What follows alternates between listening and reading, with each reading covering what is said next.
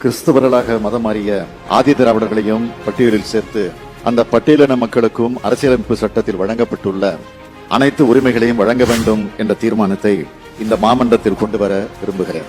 ஆதி திராவிடர்களாக இருந்து மதம் மாறிய பின்னரும் தீண்டாமை உள்ளிட்ட சாதிய வன்கொடுமைகளுக்கு அவர்கள் ஆளாவது தொடரவே செய்கிறது.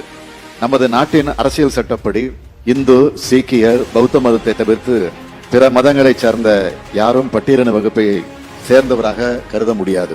வரலாற்று ரீதியாகவே அவர்கள் ஆதி திராவிட வகுப்பினராக இருக்கும் போது அவர்களுக்கு பட்டியலின வகுப்புக்கான உரிமைகளை வழங்குவதே சரியானதாக இருக்கும். அதன் மூலமாகத்தான் அவர்களுக்கு கல்வி, வேலைவாய்ப்பு ஆகியவை கிடைக்கும். மனிதர்கள் தாங்கள் விரும்பும் மதத்தை பின்பற்ற உரிமை உண்டு. ஆனால் சாதி என்பது மாறுதலுக்கு உட்பட்டதல்ல.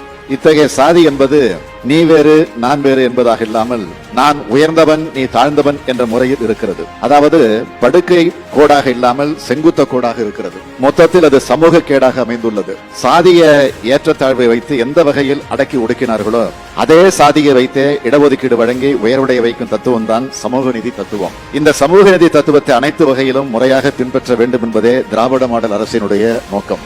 அந்த வகையில் கிறிஸ்தவர்களாக மதம் மாறிய ஆதி திராவிடர்களுக்கும் அரசியல் சட்ட சமூக நீதி உரிமைகள் தரப்பட வேண்டும் என்பதே சரியான நிலைப்பாடு. 1956ஆம் ஆண்டு சீக்கிய மதத்தை பின்பற்றுபவர்களையும் 1990ஆம் ஆண்டு பௌத்த மதத்தை பின்பற்றுபவர்களையும் பட்டியல் சாதியினராக சேர்க்கும் வகையில் திருத்தம் செய்யப்பட்டது.